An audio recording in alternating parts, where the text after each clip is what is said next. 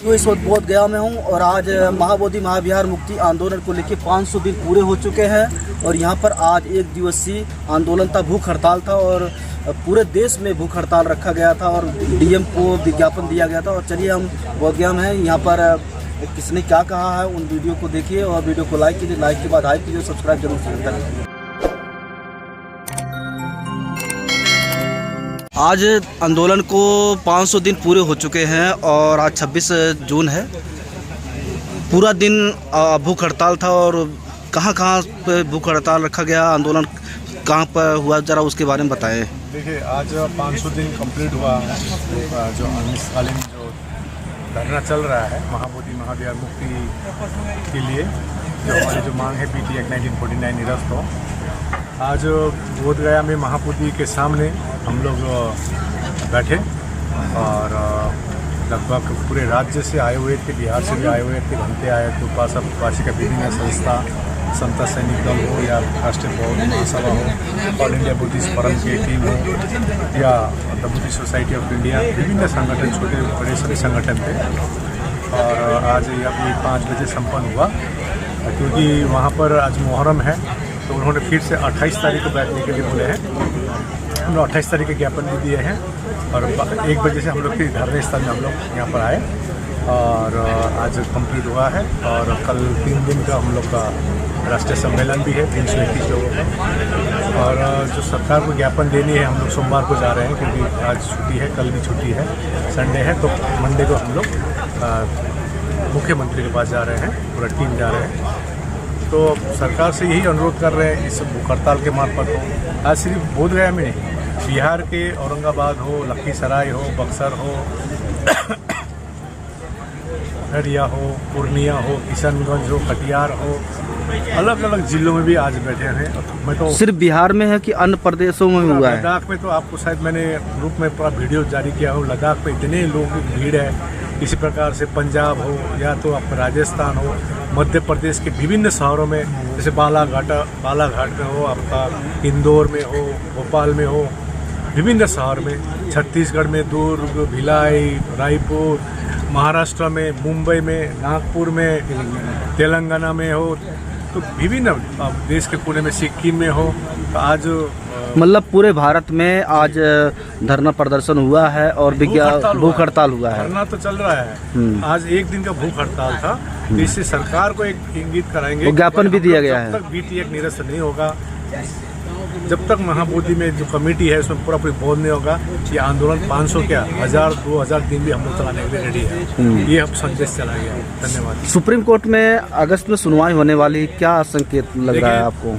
आपको मालूम है 2012 से रिट पिटिशन डाला गया था, वांगदी छिरिंग भूटिया जी ने डाला था, उसी प्रकार भंते सुरेश देसाई ने डाला। वांगदी छिरिंग भूटिया तो नहीं रहे इस संसार में, उनका 2021 में उनका निधन हो गया। तो भंते सुरेश देसाई का जो रिट पिटिशन है, इसको ही हम लोग का आधार बनाकर कोई सुनवाई नहीं हो रही थी। बीच में इंटरवेंशन एप्लीकेशन डाला था धम्मशिखर भंते ने, the Buddhist society of India के लिए डाला था, कोई सुनवाई नहीं हो रही थी। हम लोग ने 12 फरवरी से जो अनशन ये धरना शुरू किए हैं बोधगया में, कम से कम ये हम लोग ने भी अपने तरफ से इंटरवेंशन एप्लीकेशन डाला था 19 मार्च में। 16 मई से सुनवाई शुरू हुई, चलते रहा है, अभी भी चलते रहा है और अगला सुनवाई का डेट मिला है 11 अगस्त को। तो हम लोग को निश्चित सुप्रीम कोर्ट से भी अनुरोध कर रहे हैं कि हम लोग जो प्रमाण देना हम लोग प्रमाण दे चुके हैं और उम्मीद है सरकार हो या न्यायालय हो, उनको जरूर न्याय मिलेगा, सत्य की जीत होगी। ये हमारी भूख हड़ताल के लिए किन किन प्रदेशों से बोधगया में आए लोग? देखिए, यहाँ विशेष करके बिहार के विभिन्न जिलों से, झारखंड से, महाराष्ट्र से हो या गुजरात से हो या आपका दिल्ली हो या उत्तर प्रदेश हो, तेलंगाना से हो, छत्तीसगढ़ हो, मध्य प्रदेश हो, उड़ीसा हो, तो विभिन्न जिलों से आया है। बंगाल से हो, बंगाल से स्वाति जी और उनकी टीम आए हैं। सिक्किम इतने ठंडे है, सिक्किम में वहाँ से इतनी गर्मी है, यहाँ पर लगभग 45 डिग्री है। सिक्किम से इवन ओंगदी फिंचू की टीम, साथ में चीफ सेक्रेटरी जो रह चुके हैं सोनम वांगदी जी, वो भी आए हैं। अभी हम लोग बैठ रहे हैं और पूर्वी राज्य हो त्रिपुरा, पूरे लगभग 22 राज्य से यहाँ पर सम्मिलित हैं। आप आंदोलन यहाँ पर बौद्ध ज्ञान कर रहे हैं और यहाँ पर ज्ञान की स्थली है और यहाँ से ही संचालित हुआ था बुद्ध का ज्ञान का। आप आंदोलन यहाँ कर रहे हैं, लेकिन कुछ लोग अन्य प्रदेशों में आंदोलन कर रहे हैं, जैसे उत्तर प्रदेश में चुनाव आने वाला है, कुछ राजनीति की का लाभ लेने के लिए उत्तर प्रदेश में अगले महीने अगस्त से शुरू करने वाले आंदोलन, क्या कहना चाहते हो? राजनीति का लाभ लेने के चक्कर में है कि आंदोलन सही दिशा में करना चाहते हैं? मैं किसी के बारे में कुछ बोलूँगा नहीं, समाज जानते हैं सब कुछ। और यूट्यूब और फेसबुक में यदि आप विश्वास रखते हैं ज़्यादातर, तो आपको धरातल में आकर देखना पड़ेगा। और मैं भी सभी, जैसे ऑल इंडिया बुद्धिस्ट फोरम ने जब ये आंदोलन 3 साल पहले 4 साल पहले जब शुरू किया था, एक ही मंशाई थी सबको एक साथ लेना। लेकिन हमने कभी भी कमेटी बढ़ाने का काम नहीं किया या राजनीति में काम नहीं किया।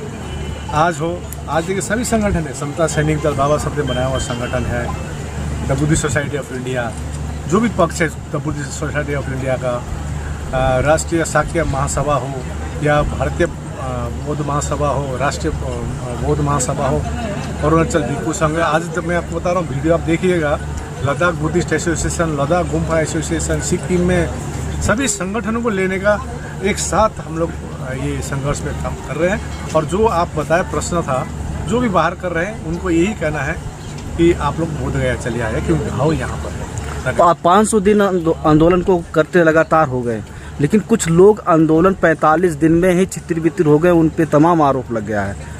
500 दिन आंदोलन को आप संभाल चुके हैं और आप पे भले ही कुछ हुआ, लेकिन लगातार आंदोलन जारी है।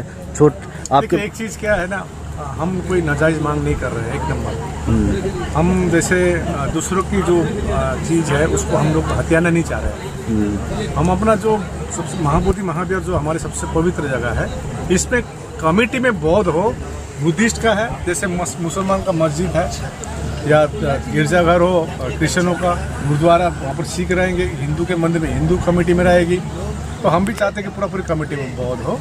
तो कौन 45 दिन किया, कौन 40 दिन किया, वो देखना नहीं है। हमारा एक ही सोच है, सत्य का जीत होगा और हम संवैधानिक पूर्वक से शांति से ही हम लोग जीतेंगे। वोट में जो देनी है हम लोग ने 30 अक्टूबर 2025 में सब जमा कर दिए, क्योंकि बिहार सरकार के तरफ से कई चीज़ें दलीलें दी गई थी। उसका हम लोग ऑलरेडी, हमारी जो कोर्ट की टीम है, सुप्रीम कोर्ट टीम है, यदि जस्टिस मिलेगी तो यदि वो अमेंडमेंट जो हम लोग जमा किए, ज़रूर हमको न्याय मिलेगा। और मैं आपसे यही उत्तर देता हूँ कि देखिए 45 दिन हो, 10 दिन हो, जो भी आंदोलन कर रहे हैं, एक साथ आएंगे तो जीतेंगे। और हम लोग ने प्रमाण कर दिया। देखिए 500 दिन चलाना हम लोग ने इस धरने स्थल में, हमने अभी जब 45 डिग्री देख रहे हैं, अब बारिश भी शुरू हो रही है, ठंडी, यहाँ पर जो ठंडी पड़ती है बिहार में, वो भी हम लोग ने फेस किया है। तो ये संघर्ष है और जिनके विरोध में हमारी लड़ाई है वो हमसे कभी ताकतवर है, हमको कमज़ोर करने का कोशिश करेगा, लेकिन हम लोग कमज़ोर होने वाला नहीं, हम लोग एकता से जरूर जीतेंगे। मतलब कछुआ चाल चलेंगे? कछुआ नहीं, हम लोग संवैधानिक पूर्वक, शांतिपूर्वक हम लोग मांग रहे हैं। 1920 और 2026 के बीच का जो सफर है वो मैं आपको बताना चाहता हूँ। ठीक है, ध्यानपूर्वक सुनिए, ये कैडर की बातें हैं। 1920 आते आते एक बात क्लियर हो गई थी भारत में कि अब ये देश आजाद होने वाला है। टाइम लग सकता है, लेकिन आजाद होगा, ये पिक्चर लगभग स्पष्ट होती जा रही थी। और जो आजादी मिलेगी, उस आजादी का स्वरूप क्या होगा? तो चूंकि ब्रिटेन गवर्नमेंट ने भारत से पहले जिनको आजाद किया था, तो वहां उन्होंने आजादी किसी व्यक्ति, किसी जाति धर्म, किसी संप्रदाय के हाथ में नहीं दी थी। तो आजादी किसको दी थी? आजादी उन्होंने दी थी वहां की प्रजा को, वहां की जनता को। तो लगभग ये भी स्पष्ट जैसा ही था कि भारत अगर आजाद हुआ तो भारत की आजादी भी प्रजा को ही मिलेगी, जनता को ही मिलेगी।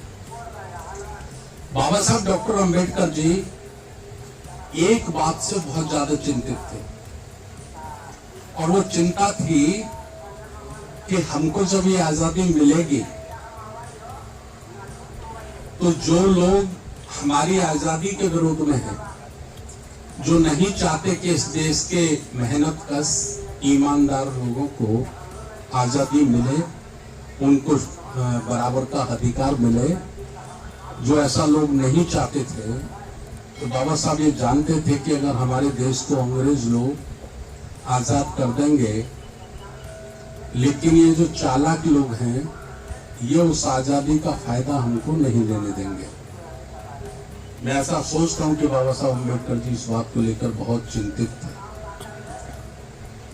तो उन्होंने इसका उपाय खोजा, और इसका उपाय खोजा कि हमें एक गैर राजनीतिक अपने युवाओं का संगठन खड़ा करना चाहिए, गैर राजनीतिक रूप से युवाओं का, उन युवाओं का जो इस देश में हजारों वर्ष से फैली हुई वर्ण व्यवस्था, जाति व्यवस्था को समाप्त करके समता मूलक समाज का निर्माण करें।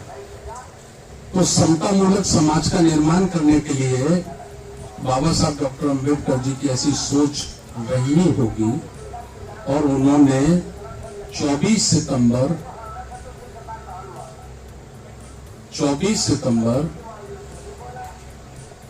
1924 को समता सैनिक दल का निर्माण किया।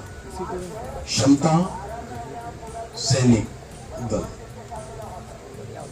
समता मूलक समाज का निर्माण करना है, इसलिए बाबा साहब अम्बेडकर जी ने उसका नाम समता ही रखा। समता, और जो लोग समता मूलक समाज का निर्माण करेंगे उनको उन्होंने सैनिक का सैनिक, और वो जो सैनिक एक समूह तैयार होगा, उस समूह को उन्होंने दल कहा।